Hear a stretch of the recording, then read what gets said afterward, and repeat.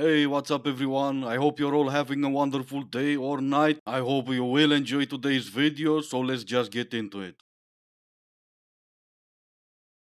Don't ask questions that you're not ready to hear the answer to. I asked a guy that I was into who wasn't into me why he wasn't into me, and he was like, well, it's not your body. I mean, my ex wasn't skinny.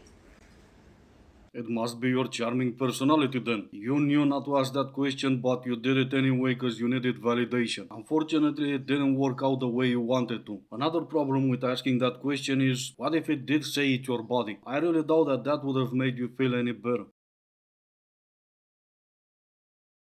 Okay, but what I find so insanely funny about the whole bear versus man debate thing, the fact that men are getting upset over the fact we're choosing the bear and they still can't take no in a completely hypothetical question.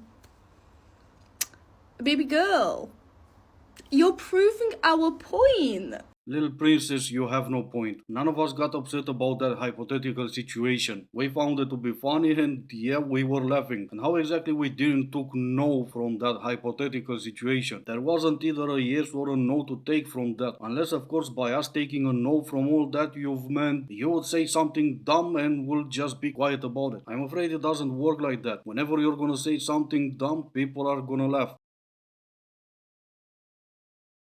Stop dating ugly people. No, I'm being so serious. Stop dating people that you are not attracted to. Look, I wholeheartedly disagree with giving the nice guy a chance because more often than not, when you are out of somebody's league, you think that they're going to treat you with so much love and respect because they feel like they won you over, you're giving them a chance. In reality, more often than not, when you date below your league, that person that you're dating is going to feel very insecure within themselves and it's not going to be the best relationship you've ever been in. And it's literally happened to me before. Like, I was the person who gave the nice guy a chance because he treated me really well. In the beginning, I wasn't attracted to him, but I thought, okay, like, he's a great person, like, feelings can grow, let me just spend more time with him. It ended up being the worst narcissistic. Yeah, okay, that's enough. At this point, it's just repeating the same talking points everyone is saying on TikTok. Ugly guy, nice guy, insecure guy, narcissist. You put them all in a single video. I'm impressed. At the same time, you're the ones crying you need a man to treat you the way you deserve to be treated. Maybe you found him. All jokes aside, there's physical attractions and there's Prince Charming. And of course, the ugly guy. So far, you've been trying all of them with no results. So maybe there's a common denominator there. Okay, I don't know about anyone else, but I'm sick of looking at dating profiles with men holding fish, or out of their 6 profile pictures, 5 are topless. The one where they have a top on is because they're holding a friend's kid and they have to have clothes on. So I've decided to create a hobby, and it is called the Game Changer Girl.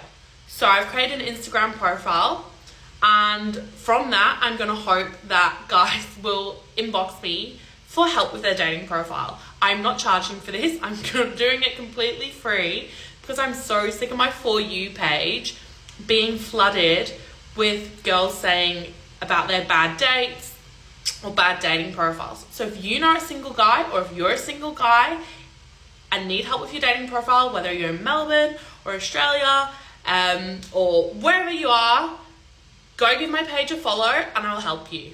Yes, because she's nice like that. Regardless if you're single or not, she's gonna help you with your dating profile. What? There is no logic behind this, but if there was, logic will dictate if I'm not single, I would ask my girl to help me improve my dating profile. That would be how I got her, so she would help me become more successful in dating, right? Not you.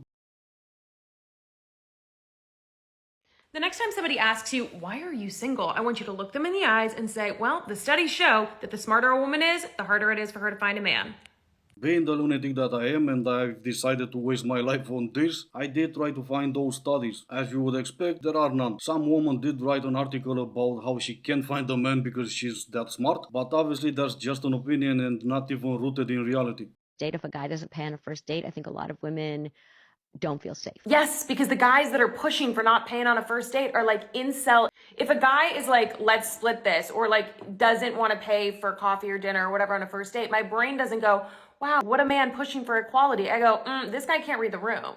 It's 2024 and we still have the O gap, the wage gap, the pink tax. Every woman I know is choosing the bear.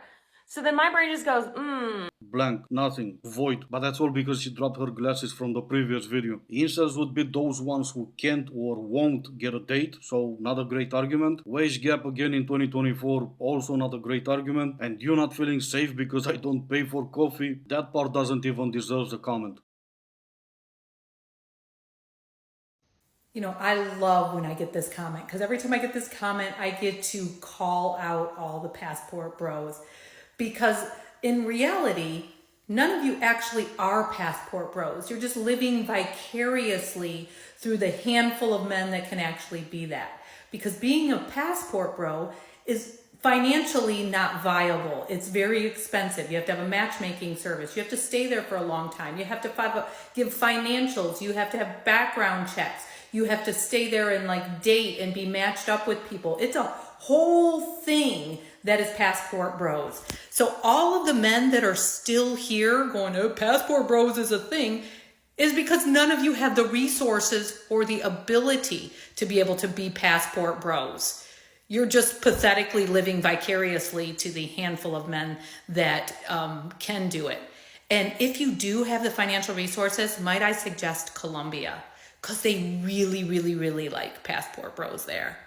All that hate because men stopped choosing you? I mean, don't get me wrong, everyone else's happiness depresses me too, but I still don't wish harm on people. Regardless, I'm gonna assume you never left the States, and even if you did, you went to that big country called Europe everyone is talking about. Hopefully that's the case, cause nothing you said makes sense. You don't need a matchmaking service, you don't need a background check. In some countries, you don't even need a visa as a US citizen. You can travel to the Philippines with no visa, or I believe even Thailand. As for the financial part, if you work from home and you make, let's say, $4,000, you go to some countries like those and you would be treated as a king. And not just those two countries, some countries in Eastern Europe as well.